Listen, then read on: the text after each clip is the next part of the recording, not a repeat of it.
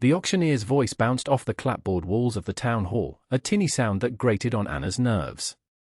She stood at the back, a solitary figure in a plain wool dress, her dog Bastien pressed against her leg. His presence was a small, warm anchor in a sea of shifting bodies and dismissive glances. They were selling off the dregs today, the parcels nobody wanted. Lot 17, the man called out, wiping sweat from his brow. 160 acres of limestone and scrub. Known locally as Hemlock's Folly. Has a sizable cave, if you've a mind to live with the bats. Who'll start the bidding at $20? A ripple of dry laughter went through the crowd. Anna felt her spine stiffen. She knew the land. Her late husband had pointed it out once, a place of stark, unforgiving beauty. Useless for plowing, impossible for grazing in the open. But he'd mentioned the cave. Dry as a bone and deep as a secret, he'd said. Her father-in-law, a man whose heart had hardened right alongside his fortune, stood near the front. He didn't even turn. He'd made his position clear the week before, his words as cold and sharp as splintered ice. The boy is gone. You are no longer our concern. He'd handed her a small purse of coins, her husband's share, he'd called it, though it felt more like severance. It was everything she had. $20, Anna said. Her voice was quiet, but it cut through the murmuring. Every head turned. The auctioneer squinted. The widow? Did you say 20? She gave a single, sharp nod. Mr. Hemlock turned then, his face a mask of disbelief that quickly curdled into scorn. Someone snickered. What's she going to do with a rock pile? A man whispered loudly to his neighbor. Raise stones. The auctioneer, eager to be done, moved quickly. $20 from the lady. Do I hear 25? 20 once. 20 twice. He slammed the gavel down. Sold. To the widow for $20. The finality of it was like a door slamming shut on her old life. She walked forward, Bastien padding silently beside her, and counted out the coins. Mr. Hemlock watched her, his eyes promising nothing but a cold and lonely failure. She didn't meet his gaze. She took the deed, the paper feeling both flimsy and impossibly heavy in her hand. She walked out of the hall and didn't look back. The 3-mile walk to her new property was a silent pilgrimage. She carried a bedroll, a small sack of flour, and an iron skillet. Bastien trotted ahead, his nose to the ground, as if he already knew the way home. The land was exactly as described, a harsh expanse of thin soil, hardy brush, and pale, jutting rock. And there, at the base of a low mesa, was the cave. Its mouth was a dark, gaping shadow, a wound in the earth. That first night, she didn't dare go inside. She built a small fire just outside the entrance, the flames pushing back the immense darkness. The silence was absolute, broken only by the crackle of the fire and the steady, reassuring sound of Bastien's breathing. She looked up at the star-dusted sky, a cold, indifferent canopy. She had $26 left, a dog, and a deed to a hole in the ground. It was terrifying. But as she curled up in her bedroll with Bastien's solid weight against her back, a different feeling took root. It was hers.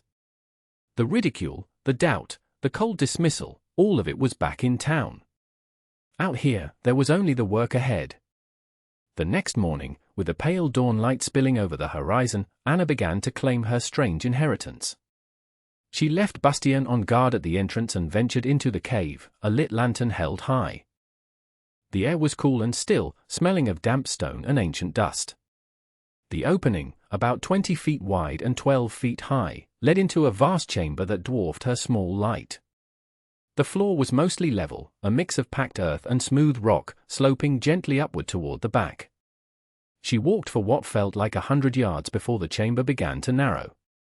There were no bats, only the profound, waiting silence. It was dry. Her husband had been right. She could feel it in the air, see it in the dust that puffed up under her boots. This wasn't just a shelter, it was a structure. A fortress built by time itself. Her first priority was the sheep. The small flock of 10 she'd managed to buy with the last of her money was her future, her only potential source of income. They were vulnerable in the open. Here, inside this stone fortress, they could be safe from predators and the coming winter. The plan formed in her mind, a clear and practical blueprint. She would build their pen deep inside the cave. She spent the rest of the day measuring, marking out a generous square with stones. The next morning, the real labor began. The nearest stand of usable timber was 3 miles away. She spent the day felling young, straight trees with her small axe, the rhythmic thud of the blade echoing in the quiet landscape. It was grueling, muscle-tearing work. She was not a large woman, and her strength was one of endurance, not brute force. Each tree was a battle. Once felled, she had to trim the branches and then drag the logs back to the cave, one by one. Bastien trotted alongside her, a silent companion, occasionally nudging her hand with his wet nose as if to offer encouragement. Days blurred into a cycle of sweat and strain. Haul, measure, saw, position. She used a hand drill to bore holes and lash the posts together with rope where she couldn't use the precious few nails she had. She dug post holes into the packed earth of the cave floor, using the sharp edge of a flat rock when her shovel failed against the compacted ground. Slowly, a sturdy wooden enclosure took shape in the cavern's gloom. It looked small and fragile against the immense stone walls, a testament to human effort in a place carved by geology. On the 5th day, it was done. She herded the nervous sheep inside. They huddled together, their soft bleating swallowed by the vastness, but they were secure. That night, she sat by her fire, her body aching with a deep, satisfying exhaustion. She watched the sheep in their new home, safe from the things that hunted in the night. She had spent $12 more on the sheep and the axe. She had $14 left. It wasn't enough. But looking at the sturdy pen, she felt a flicker of something that had been extinguished for months: control. This was a start. The sheep were safe, but survival demanded more than just a pen. The daily trek to the nearest creek for water was a drain on her time and energy, a vulnerability she couldn't afford. Winter would make the journey treacherous, if not impossible. The cave, she had noticed, was not entirely inert. After the rare rain shower, or on particularly humid mornings, a specific section of the limestone wall near the back would weep. Moisture would bead on the stone, gathering in tiny rivulets that traced ancient paths down the rock face before being absorbed by the dusty floor.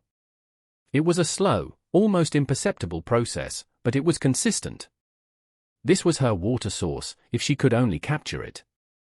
The idea seemed foolish, trying to harvest drips from a stone, but it was better than no idea at all. Her next trip to town was a calculated risk. She walked the long miles to Mr. Davies' general store, Bastien at her heels. The store was the hub of the small community, a place of commerce and quiet judgment. Mr. Davies was a fair man, but his eyes held the same skepticism she saw in everyone else. He leaned on the counter, a man who measured worth in tangible assets. "Morning," he said, his tone neutral. "Need some supplies?" "I need a large barrel," she said, trying to keep her voice steady. "The biggest one you have." "And some lengths of tin." He raised an eyebrow. "A barrel? For that rock pile of yours? You planning on catching the rain before it hits the ground?" The question was laced with the town's general amusement at her expense. "Something like that," she replied, refusing to be drawn in. "How much?" The price he quoted took another $6 from her dwindling reserves, nearly a quarter of what she had left. It was an extravagant purchase, an act of faith in her own strange plan. She paid without haggling, adding a small bag of salt and a handful of nails to her order. Getting the barrel back to the cave was an ordeal. She had to roll it, end over end, across the rough terrain, the hollow booming sound announcing her slow progress. Back in the cave, she set to work. With her axe, she carefully split leftover logs, hollowing them out to create crude but functional gutters. She used the precious nails to affix them to the weeping wall, angling them just so. The strips of tin were bent to bridge the gaps, channeling any stray drops. At the bottom of this makeshift system, she placed the large oak barrel. It looked absurd, a piece of civilization incongruously placed in a prehistoric space. For 2 days, nothing happened. The wool remained dry. She felt a knot of fear tighten in her stomach. Had she wasted her money on a fool's dream? Then, on the 3rd morning, she heard it. A soft, rhythmic plink. Plink. Plink. She rushed to the back of the cave. A single, clear drop of water fell from her gutter into the barrel. Then another. It was agonizingly slow, but it was working. She watched for a full minute as a tiny pool of water formed at the bottom. It was the most beautiful sound she had ever heard. That small, steady drip was the rhythm of survival, a promise of self-sufficiency earned not with strength, but with observation. The first frost arrived like a thief in the night, leaving a delicate silver lace on the scrub brush outside the cave. Autumn was bleeding into winter, and the air grew sharp and thin. Life settled into a demanding routine. Mornings were for tending the sheep, checking her water cistern, and foraging for anything edible the harsh land offered. Afternoons were for the great project, building her own shelter within the shelter. The main cavern was too vast to heat, a fact she felt in her bones every night as the temperature dropped. She needed a smaller, defensible space against the deep cold that was coming. She chose a spot near the back, not far from her water system, where the cave wall was relatively smooth. There, she began constructing a small, one-room cabin. The work was familiar now, a rhythm of saw and hammer, but this time it felt different. This wasn't for her flock, this was for her. It was an act of claiming not just the land, but her own life. The walls went up slowly, made from the same timber she had hauled for the sheep pen. Each log represented another grueling trip, another layer of calluses on her hands. The structure was small, no more than 10 feet by 12 feet, with a low, sloping roof. It was a box built for warmth, nothing more.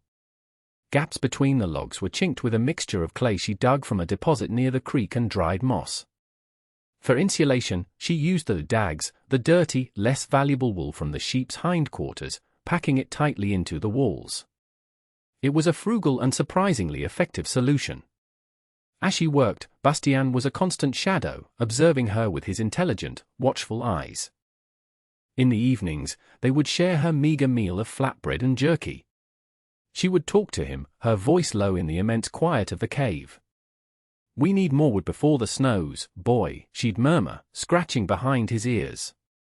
A good deep pile of it. These moments were the only softness in her hard-edged existence. One afternoon, as she was fitting the door frame, she heard a sound from the cave mouth. Bastien was instantly on his feet, a low growl rumbling in his chest. Anna froze, her hand on her hammer. A figure on horseback was silhouetted against the bright afternoon light. Her heart pounded once, hard. It was only Mr. Davies, leading a pack mule. He dismounted, looking into the cavern's gloom with open curiosity. "Heard you were still out here," he said, his voice echoing slightly.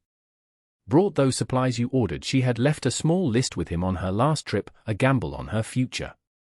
"Flour, beans, more salt. I'll pay you when I sell the first lambs," she had told him, not knowing if he'd agree. He looked past her, his eyes adjusting to the dark, and saw the half-built cabin. He saw the neat sheep pen, the clever water system. His gaze lingered on the steady plink of water into the barrel. He looked back at her, at the sawdust in her hair and the grim determination on her face. "No hurry on the payment," he said, a new note of respect in his voice. "Just see you make it through the winter." The nights grew longer, the cold more biting. The world outside the cave was shrinking, hunkering down for winter. Inside, Anna's world was one of focused labor. The cabin was nearly complete, but it needed a heart. It needed fire. A simple fire pit would fill the enclosed space with smoke. She needed a stove, and she had no money to buy one. Rummaging through the last of her husband's things, she found an old, cracked iron pot and a few discarded sheets of metal he had used for mending tools. It wasn't much, but it sparked an idea. Using clay and rocks, she built a small, thick-walled hearth in the corner of the cabin.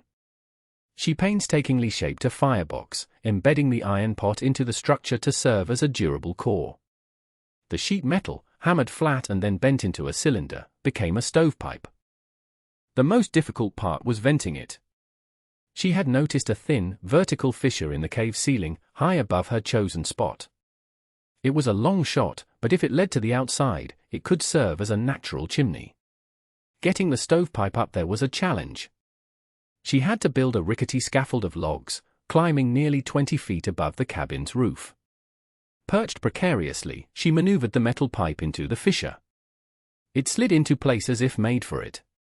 The first time she lit a fire, a thick, acrid smoke billowed back into the cabin, filling it instantly. Her eyes streamed, and she coughed, scrambling to put out the flames. Failure. The drawer was wrong.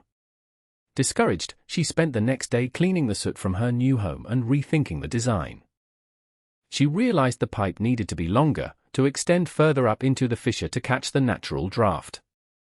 She added another section of hammered tin, sealed the joints with wet clay, and tried again. This time, when she lit the kindling, the smoke hesitated for a moment and then, miraculously, flowed upwards, drawn into the pipe and vanishing into the rock. A steady, clean heat began to radiate from the clay stove, pushing back the cavern's deep chill. It worked. That night, a predator came. A cougar, lean and hungry from the dwindling game, was drawn by the scent of the sheep. Anna was asleep in her new cabin when Bastian's savage barking jerked her awake. She grabbed her lantern and rushed out into the main cavern. The sheep were panicked, crashing against the far side of their pen. At the cave mouth, two green eyes glowed in the darkness. The cat was crouched low, just beyond the reach of the moonlight. Her rifle was in the cabin, but she knew she was no marksman. A missed shot could provoke an attack. Thinking fast, she grabbed 2 iron skillets. She ran back into the deeper part of the cave, away from the entrance, and began banging them together with all her might. The sound was deafening, a chaotic, metallic clang that echoed and amplified in the vast stone chamber. It wasn't the sound of a human, it was a discordant, terrifying roar that seemed to come from the rock itself. The green eyes vanished. Bastien continued to bark, but the immediate threat was gone. Her hands were shaking as she set the skillets down. She had protected her flock not with a weapon, but with a deep understanding of her unique home. The small stove became the center of her universe, a bastion of warmth against the encroaching winter. The cabin was now a home, a snug wooden box tucked into the belly of the earth. The steady warmth made the air dry and comfortable, a stark contrast to the damp chill of the larger cavern. The sheep, too, benefited. The ambient temperature in the main chamber was noticeably higher, and the flock remained healthy and calm. She spent her days stockpiling the last of the forage and ensuring every chink in the cabin was sealed tight. The rhythm of her life was set by the needs of the animals and the demands of the season. Work, eat, sleep.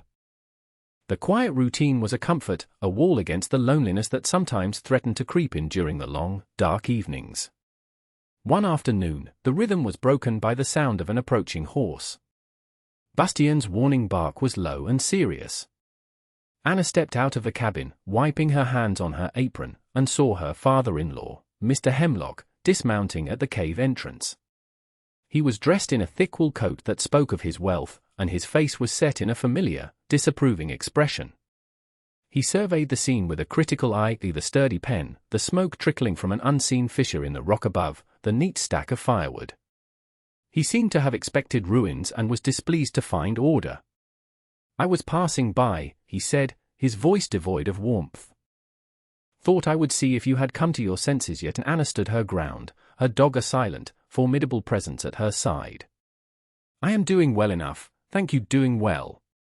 He scoffed, gesturing at the cave. "This is not a doing well, this is a disgrace. A woman, alone, living in a hole in the ground.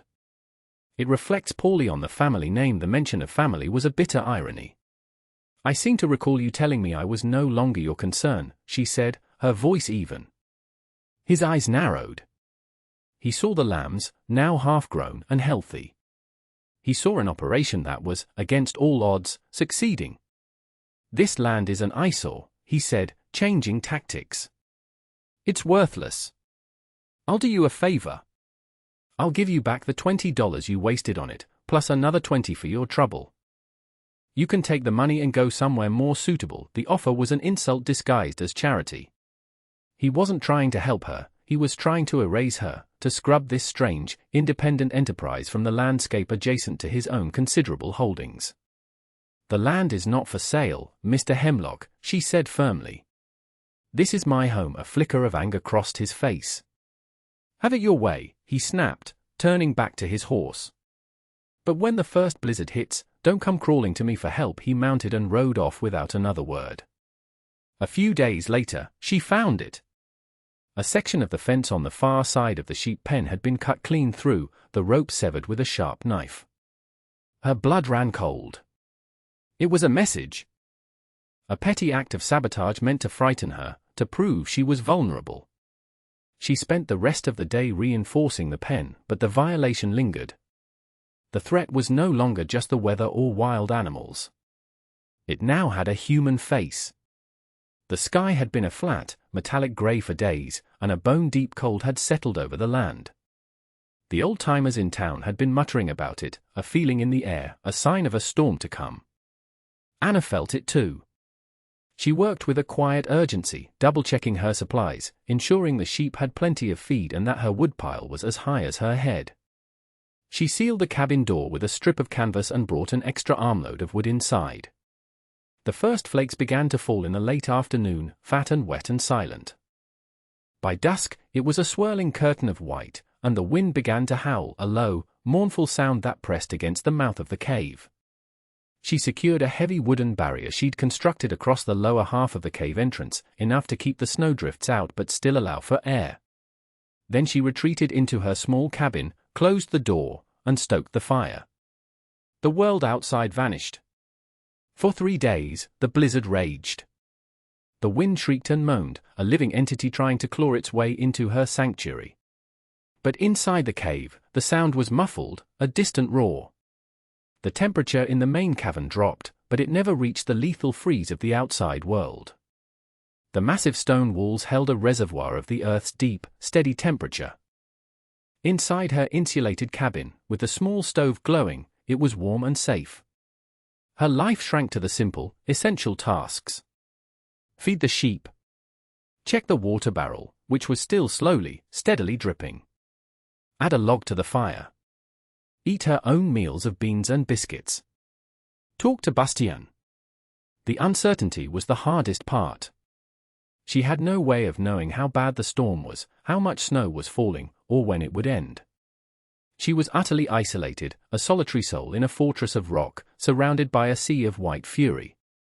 There was a strange peace in the forced stillness. There were no decisions to make, no threats to fend off, beyond the great, impersonal one outside. All her work, all the back-breaking labor and careful planning, had led to this moment. She had built her ark, and now the flood had come.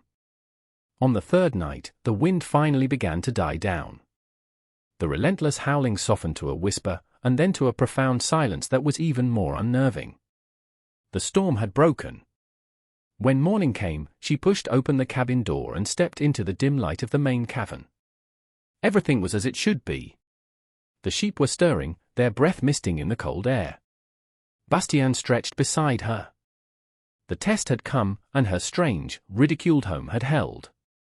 She had survived. Now she just had to find out what was left of the world outside. Digging out was an immense task.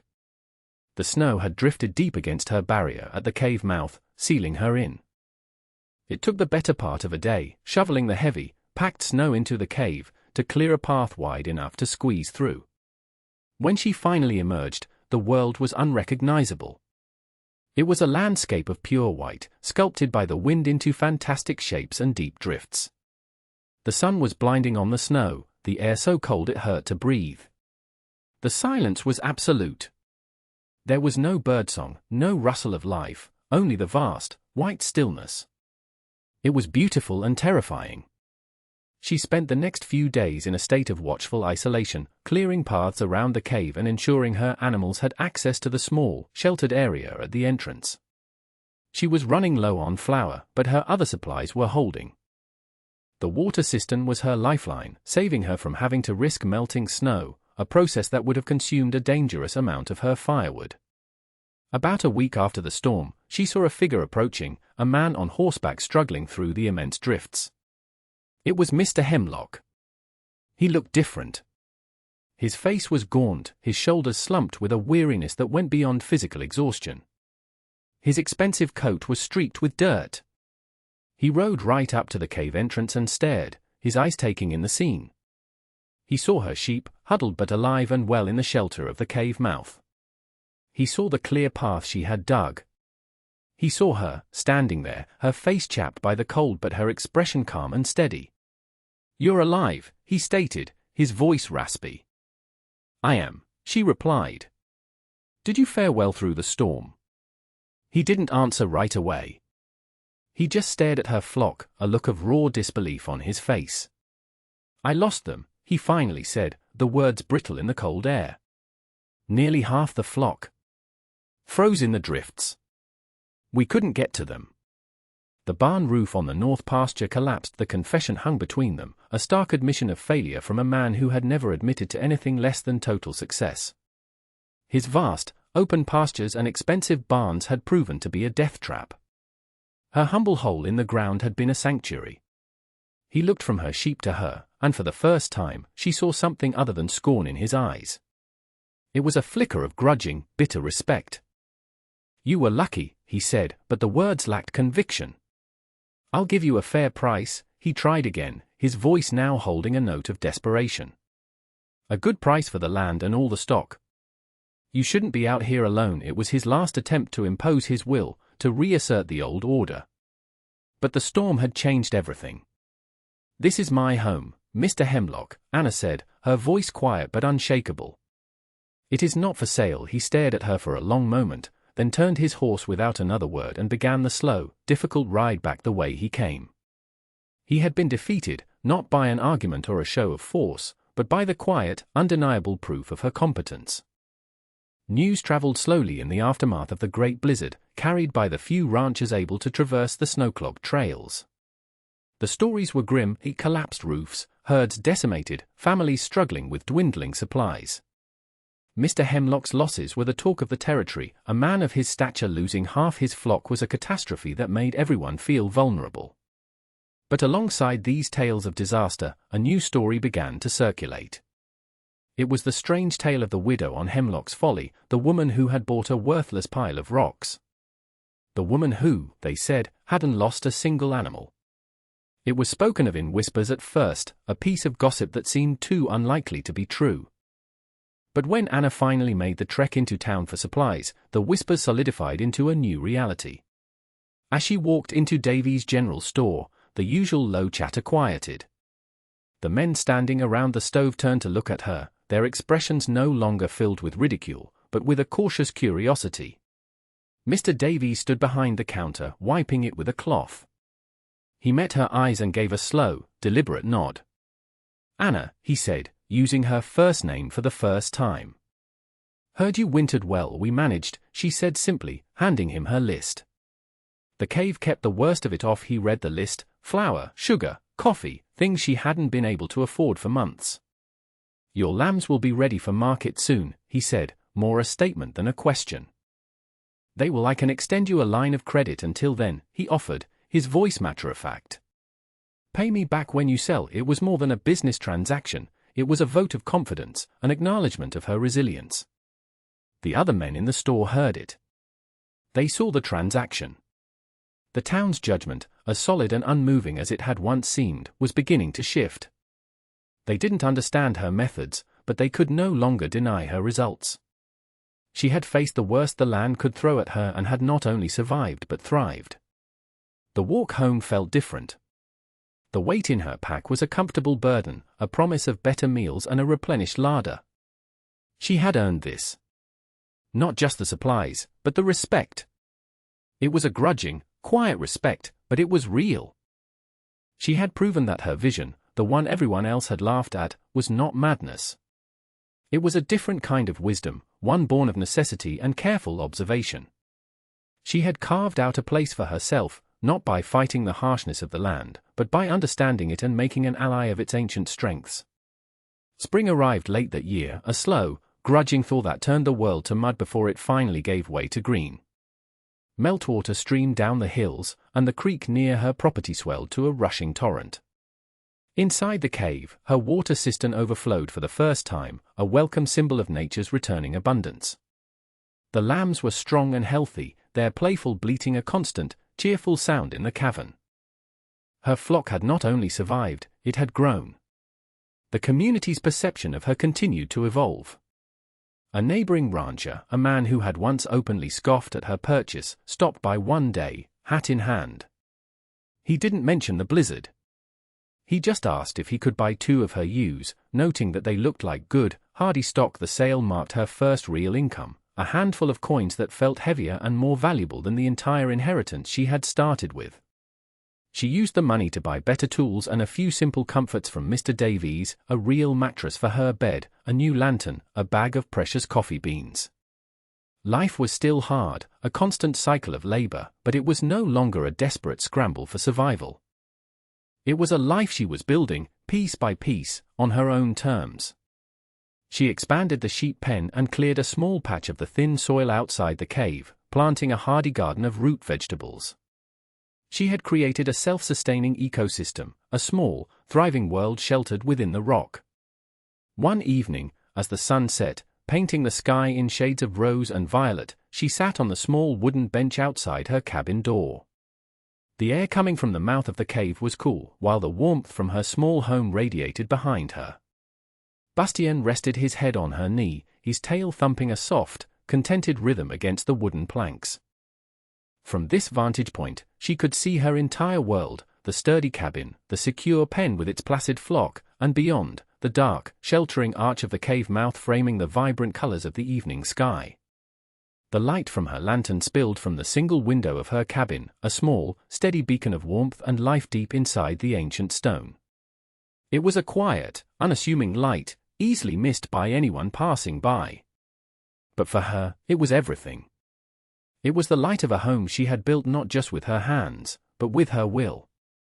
It was a testament to the fact that sometimes the most ridiculed choices, the most unlikely shelters, could become the strongest fortresses of all. She had found her place, not in spite of the world's judgment, but because of it.